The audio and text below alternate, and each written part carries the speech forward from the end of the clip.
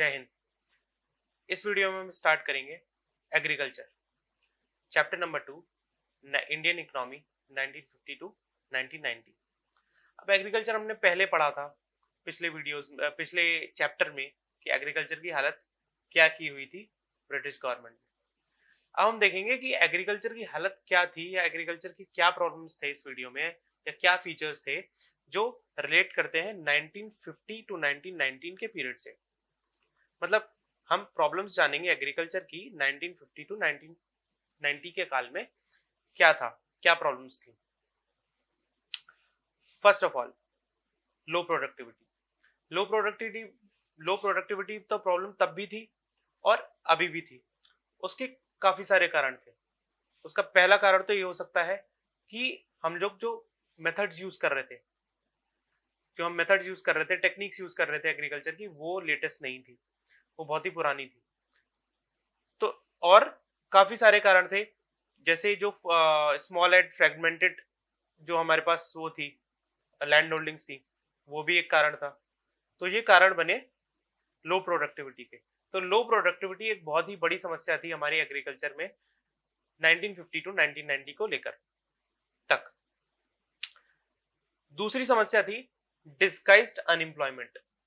Disguised unemployment मतलब इसका दूसरा नाम हिडन अनएम्प्लॉयमेंट भी होता है।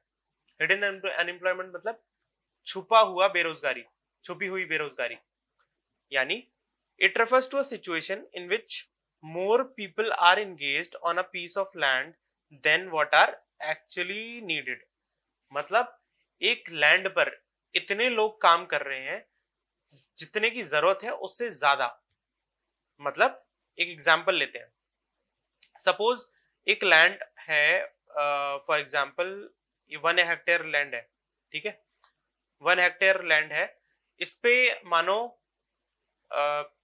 2 लोग काम कर रहे हैं, ठीक है। 2 लोग काम कर रहे हैं अभी, और 2 लोगों की ही जरूरत है इस पे काम करने की। और जब 2 लोग काम करते हैं इस पे, तो इसका आउटपुट कितना आता है, मान के चलो 8000 किलो, लेट्स से वीट, ठीक है। अब वीट का आउटपुट कितना आ रहा है, 8000 किलो। अब मान लो इसी पीस ऑफ लैंड पे 4 जने काम करने लगे, ठीक है। 1 2 3 4, अब 4 जने काम करने लगे। अब इसका आउटपुट कितने आने लगा, 10,000 किलो। और अनफॉर्चुनेटली और फॉर्चुनेटली इसका जो मैक्सिमम आउटपुट है वो 10,000 किलो ही है। मतलब अब इस पे भले ही 4 क्या, 8 क्या, 16 क्या, 32 क्या, कितने भी लोग काम कर लें, इसका टोटल आउटपुट मैक्सिमम जो है वो 10,000 ही रहने वाला है। क्योंकि पीस ऑफ लैंड थोड़ी बड़ा है, बंदे के काम करने से क्या होता है, पीस ऑफ लैंड तो उतना ही है।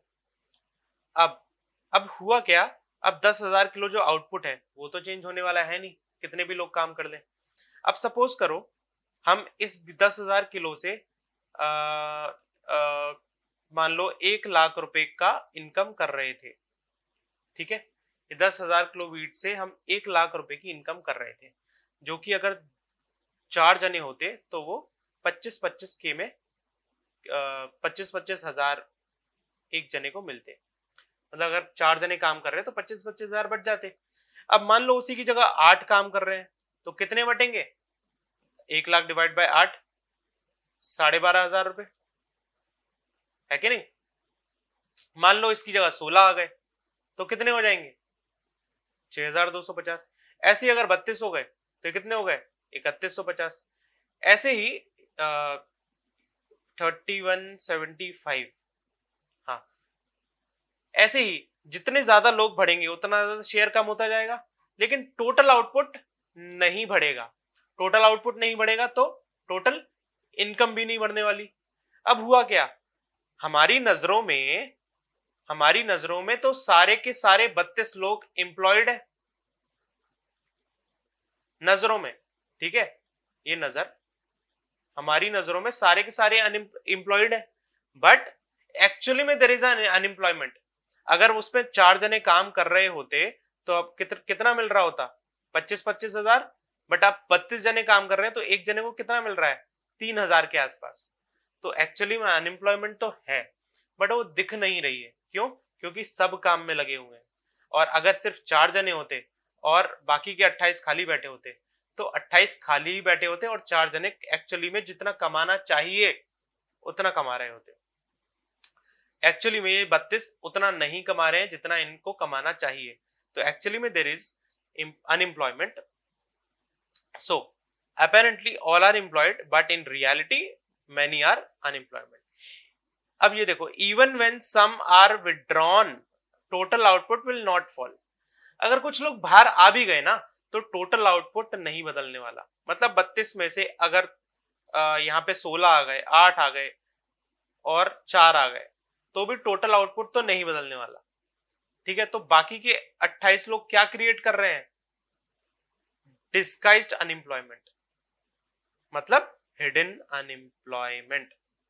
आई होप ये डिस्गाइज्ड अनएम्प्लॉयमेंट क्लियर हो गया हो।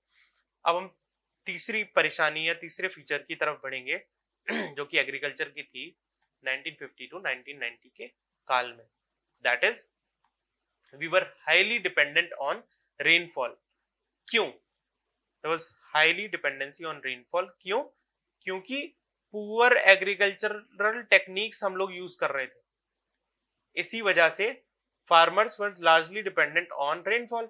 हम लोग लेटेस्ट टेक्नोलॉजी यूज कर नहीं रहे थे और हमारे पास लेटेस्ट टेक्नोलॉजी थी भी नहीं, हमारे पास केमिकल्स नहीं थे, हमारे पास इरिगेशन फैसिलिटीज नहीं थे और इसीलिए हम सबसे ज्यादा रेनफॉल पे डिपेंडेंट थे। इसीलिए क्रॉप प्रोडक्शन अनसर्टेन भी था, पता नहीं कब कितना होगा। इस साल बारिश हुई तो इस साल बारिश अच्छी हुई तो अच्छा प्रोडक्शन होगा, इस साल बारिश कम हुई तो कम प्रोडक्शन होगा, इस साल बारिश ज्यादा हो गई तो भी कम प्रोडक्शन होगा। क्यों? क्योंकि बारिश जब ज्यादा होती है तब फसलें खराब होती हैं तो वो और ज्यादा दुखदाई होता है। इसीलिए volatile farm output lead to volatile farm income. मतलब इस बार बारिश अच्छी हो गई भगवान की दुआ से और तो अच्छी इनकम होगी, और इस बार बारिश अच्छी नहीं हुई तो इनकम अच्छी नहीं होगी। Consequently growth process fail to be stable. इसी वजह से जो ग्रोथ प्रोसेस था एग्रीकल्चर में वो स्टेबल नहीं रह पाया।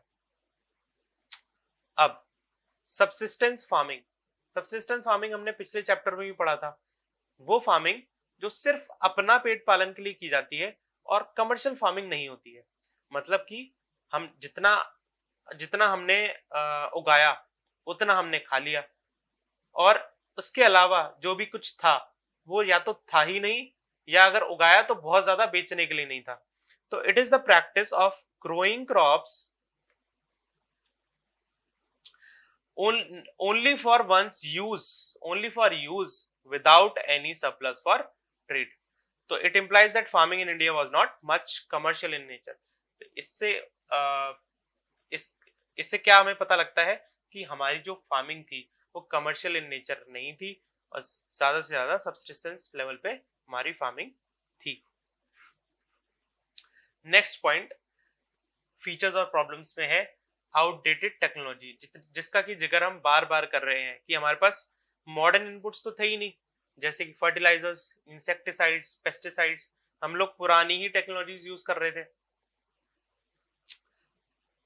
क्यों यूज कर रहे थे? क्योंकि या तो वो अवेलेबल थी ही नहीं या फार्मर्स वर एक्सट्रीमली पुअर, मतलब वो अफोर्ड ही नहीं कर सकते थे। तो इसी वजह से एग्रीकल्चर में स्टैग्नेंसी रही। किस काल की बात कर रहे हैं हम? 1950 टू 1990 के पीरियड की हम बात कर रहे हैं। अब नेक्स्ट पॉइंट क्या है? Conflict between tenant and landlord. ये कंफ्लिक्ट कैसे था? ये था कि huge areas were cultivated by the tenant itself who were not actual owners of the soil. मतलब कल्टिवेट कौन कर रहा है? कल्टिवेट टेनेंट्स कर रहे हैं बट वो एक्चुअल ओनर है नहीं। एक्चुअल ओनर कौन है? Landlords. But the bulk revenue was appropriated by the owner.